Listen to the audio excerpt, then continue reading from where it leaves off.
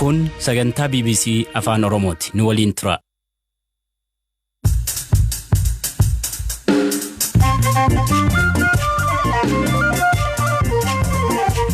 Eblashan bara 2021 akka mooltan dhaggeeffattoota keenyaa sagantaan keenya wiixata galgalaa eegaleeraa kan isiniif dhiyeessu an Hamza Hussein.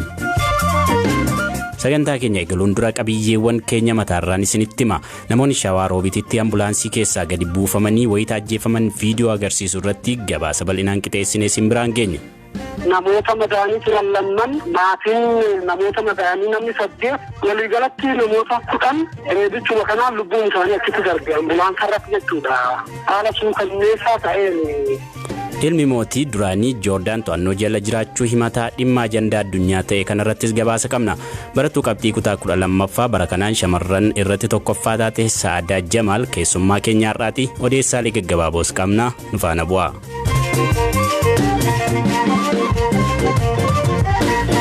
Odeessa keenyas jalqabaatiin tarkaanfii qeeqxota irratti fudhatamuu eegaleen ilmi mootii duraanii Joordaan Hamza bin Hussein mana keessatti hidhaa jala jiraachuu erga dubbatee dhimmi kun ijoo dubbii addunyaa ta'eera.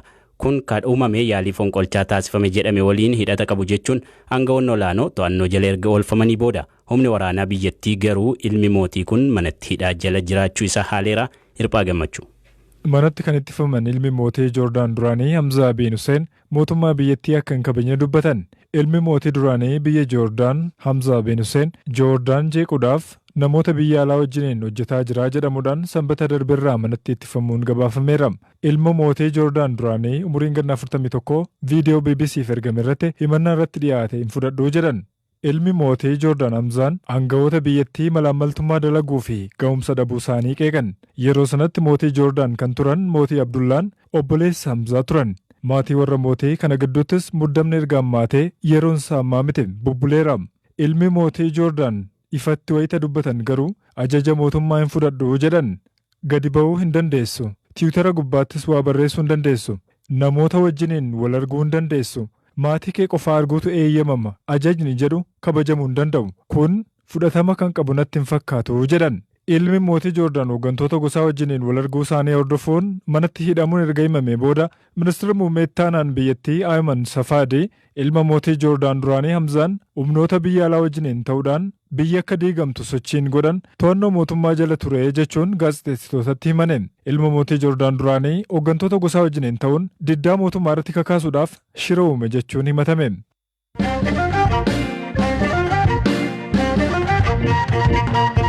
Odeessa taanuun lola naannoo Amaaraa godinaalee Shawaa Kaabaa fi saba Oromoo keessatti torbeen lama dura mudate keessaa taateen namoonni ambulaansii keessaa harkifamanii dargaggootaan ajjeefaman mul'isuuti bana miidiyaa hawaasummaa irratti ijoo dubbii ta'eera. Viidiyoon daran nama jeequu fi miidiyaalee hawaasummaa irratti qoodamaa jiru kun wayita namoonni ambulaansii keessaa harkifamanii dhagaa fi meeshaalee qara qabaniin waraanamanii ajjeefaman mul'isa. Taateen torban muraasa dura mudate kun miidiyaa hawaasaa gubbaatti akkaan qoodamuu dura mana maree bakka bu'oota uummataattis ajandaa ijoo ta'ee ture. Ministeerri muummee Abiyyi Ahmed paarlaamaa irratti dhiyaachuun wayita gaaffiiwwan miseensota paarlaamaaf deebii kennanitti miseensonni mana marichaa lama waa'ee taatee kanaa kaasuun mootummaan uummata baraaruuf tarkaanfii hatattamaa akka fudhatuuf gaafatanii turan. Taatee kana irratti aangaan naannichaa tokko gareen dhimma kana qoratu sadarkaa federaalaa irraa bobba'ee jiraachuu himan. Ofii taateen kun akkamitti uumame namoota ijaan argan maatii ogeeyyii fayyaa waliin turanii fi qaamolee mootummaa dubbisuun gabaasa itti aanu qindeessineerra. Namoota kunneen kan dubbise maatii olaanaati. Buufata fayyaa Sanbatee ogeessa fayyaa yaala balaa tasaa akka ta'e Ahmad Aliyyi namoota taatee kana jalqabarraa haga dhumaa arganii fi ofiinis hamma xiqqoof du'arraa oolan keessaa tokko sagalee isaatiin eegal. Doktoronni jiran ture hospitaalicha keessa naarsi hangalama sadii qofa ture isaan gaafadhe inaan doktoronni jiranii hospitaala biraa keessan jedhanii achiin booda yeroo bahuudhaaf kaan karaa nutti cufame. Hospitaaluma keessa namas gaaddisa muka tokko dhaabnee keessa buunee dhaabbanni warri shifeerotaatii fi ani baalamiyaan jira.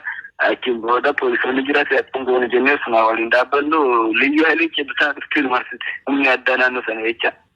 Achiin booda nu marsanii ani osoo isaan argin duratti meeshaa akka wabbalatee meeshaa nurratti kaa'amu kan agarre. Achiin booda boonni nama nagaatti naamin jenneen achiin booda dhumaa isaanii akkana jennu inspekterichi katamichaadha poolisii waliin nutti dhufe yeroo dhufetti akkamitti nu bilbilamee dhufe doktoroota sodaachisaa akkamisa jirtan nuun jedhaniiti nuun jee tuffi keenya oominaa min nuun jeni aboo kun tokkuma isaaniitti fitaa kan jirutti walii galaa turan. Achiin booda yeroo sanii booda mucaa tokko ture kan nama akkasuuf kan jala deeme Ismaa'eel kan jedhamu ambulaansii raawween ambulaansii jala taa'aa ture. Achiin booda aboo gaayyaa inni miti jeeti inni mana jalaarratti akkana gadi fiige dhukkaasni yeroo jalqabaa isaarratti kan baname. Achiin booda jeetee uummanni fi jeetee wayyaa lamta kun bilaanuuf banee ol dhagaanutti wanni godhee karaa kanaan bakka tokko sa'aa gaamsa turreef mucaa wayii tokko rabbii sawabanoo godhee ni jedhuriyaa jechuudha mucaan xiqqanaa ture tokko. Yeroo san immoo isaan kallattiidhaan ummaticha maduutii fi uummata akkamsaa ture bakka biraatti dhufe gamsi jedhanitti yaadni isaanirra gama ture. Yeroo san gara isaanitti baqatan immoo mucaan tokko miilasii gaajee mana duubarraan qabee kifilii tokkitti nu dhosse balbala achi irra dhaabbachuudhaan harmaan darban asii darban jedhee nurra achi dabarsisanii booda manaan nu qayyaree achi keessa nu dhossenne ummaticha haala hin taa'amneen haala hojjetamee hin beekamneen fixaa turanii. Namni maqaa isaa eeruu nageenya isaaf sodaate tokko ilma abbeera isaa rasaasaan rukutame dabalatee maatii isaa keessaa namoota 6 dhabuu hima. Anaafi mucaa ka abbeera kiyyaa tokkotuun madaa'e yeroo madoonnee fuudhanii mana hakimaa hospitaala kan batee nu geessanii diibirii shaaroobii barreessanii hospitaala kan geeffamanii achitti nama gama keenyarra nama 6 immoo nama biraatti kan madaa'e jiraati isaan jala nama koree nama 4 waliigalatti nama 10 jecha warra achitti. Abbeera kiyya ammallee deebi'ee abbeera makiyya ammallee deebi'ee sumaala fi ammallee mucaan inni madaa'e ilma abbeera kiyya nama 6 ambulaansii takka keessa nama 6 kan jiru ummatuma keenya kaammaa ambulaansii fi mucaa takka biraa qabdee deemtee san jala nama 4. Yeroo nakkeen baruuti jarri dhume majechaan argine dhagayeeti yeroo feesbuukaa fi manni ilaalle jarri dhuma argamaa ture jechitanii viidiyoo gallaksitanii reeffi isaanii guyyaan 4 booda mootummaa raayaan ittisa biyyaarraa dhaqachiisuudha.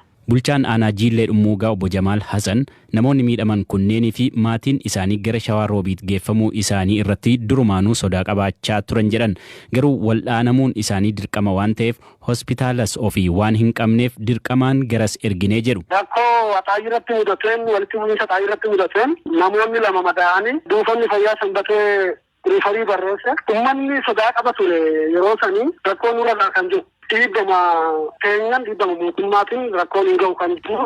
Dhugaatii qabnu kanarraa iskaanee wanna poolisoota amaddii goone ambulaansa 2 fi konkolaataa 3 kan poolisoota deemtu tokko daballeeti gara hospitaalaa ergine. Erga achi seenaniin booda achitti dhugburri irratti raawwatame. Waggaa duraa yaalan kenninu kan jiru hospitaalichi. Hospitaalli hospitaala dhuunfaati Ifaaf hospitaal jedhama. Baay'ee deebinee baanadhaan hunda argaman haalatti cufame. Kaniin booda uummanni magaalaadhaan wal waamee humni dabalaa dhufe inni addaatis poolisoonnis dhufanii hundinuu warruma reebaa turedha. Kan booda meeshaa isaanii akka hiikkatan kan godhame. Poolisoonni meeshaa isaanii haa hiikkatanii afaan nagaatiin hin baasna kan jedhudha. Ajajaan poolisii magaalaa Shawaa Roobiit kan gaafataa ture. Kaniin booda meeshaa sana akka hiikkatan kan godhame poolisoonni erga meeshaa hiikkataniin booda immoo moobaayila irraa fuudhame. Kaniin booda erga moobaayilaa fi meeshaa irraa hiikkataniin booda kallattiin gara reebichatti kan galan. Namoota madaa'anii turan 2 namoonni yaasisuudhaaf maatiin namoota madaa'anii namni 8 waliigalatti namoota 10 reebichuma kanaan lubbuun isaanii achitti darbe ambulaansa irratti jechuudha. Haala suukanneessaa ta'een reebichaan irratti raawwatame. Isaaniin guyyaa 4 guyyaan 5 booda reenfa isaanii kan fudhanne.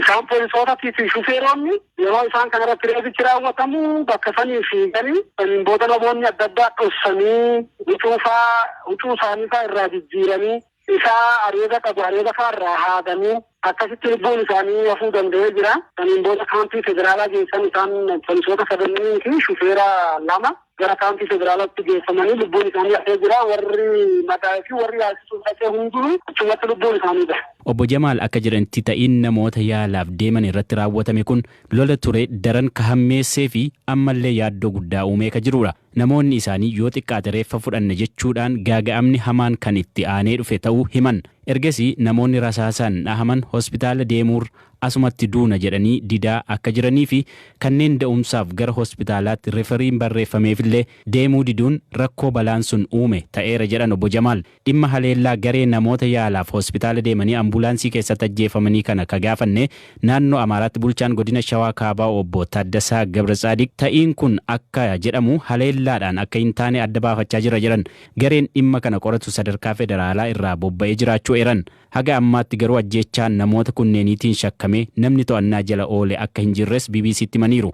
Himannaa poolisii humna addaa naannoo Amaaraa irratti dhiyaate irratti poolisiin naannichaa haga ammaatti wanti jedhee hin jiru.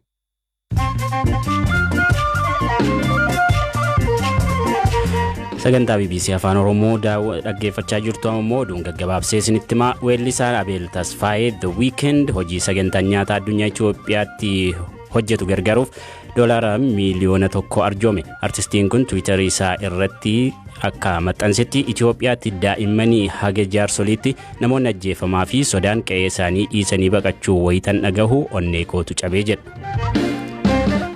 Ministeera Haajaa Alaa Itoophiyaa loltoonni Eertiraa Tigraay keessaa ba'aa jiraachuu hime. Kunis ibsaa biyyoota G7 dhimma nageenya naannoo Tigraay ilaalchisuun baasan hordofee akka ta'e ibsameera.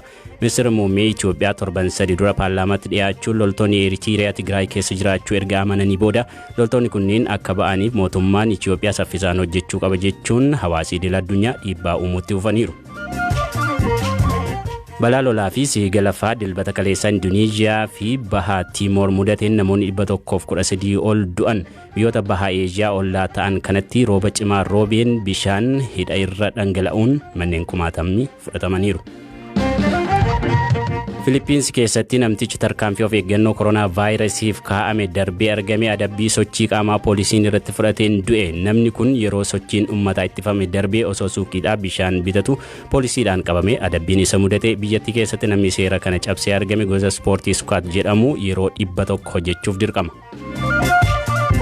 Taphattoonni Valeenshiyaa jibba sanyummaan mormuun dirree dhiisanii bahan kilabii Valeenshiyaa erga arrabsoon sanyummaa jedhamee dubbatame booda dirree keessaa bahanii ka turan yoo ta'u boodarra garuu dirreetti deebi'uun taphicha xumuran.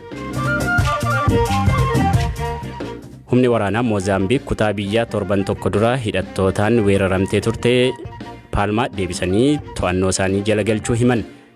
Hidhattoonni riphanii lolan magaalaa handaara galaanaa taate kana ka weeraranii to'atan bitootessa darbe gaafa 24 ture. Ergasii kumaan kalaqaaman ajjeefamaniiru. Magaalaa uummata 75,000 qofa qabdu kana keessaa namoonni 11,000 qe'ee isaanii irraa buqqa'aniiru. Oduun kanu.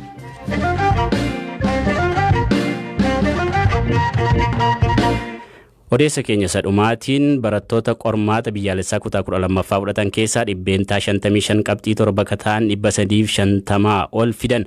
Barattoonni 702 ta'an ammoo qabxii 600 ol fidan. Qabxii olaanaan bara kanaa 669 barataa Biruuk Balaachoo jedhamuun ka galmaa'edha.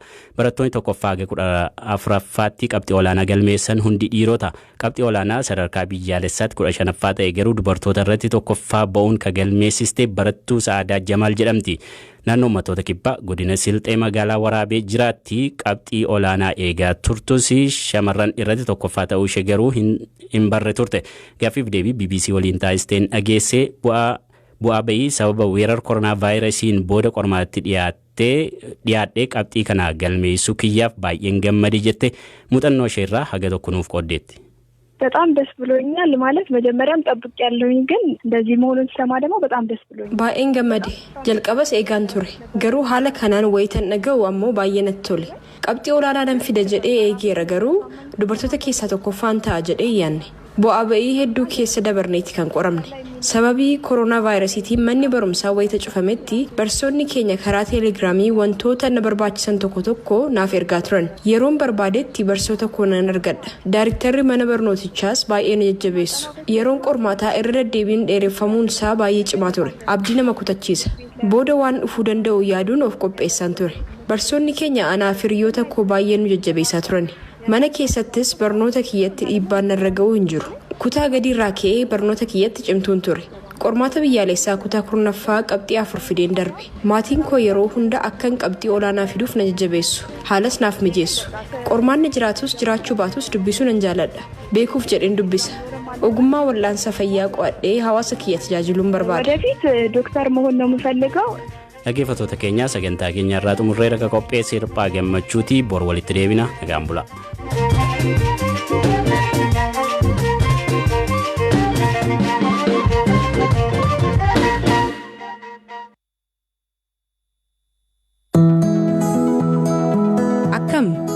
sagantaa barnootaa Biyyoollee Ingiliishitti baga nagaan dhufte. Har'a wantoota ganna keessa hojjennu akkamiin akka dubbannu shaakaluuf jirra. Fakkeenyaaf ganna keessa ani qoraanan guurradha. Mee akka afaan Ingiliziin ganna keessa ani qoraanan guurradha jennu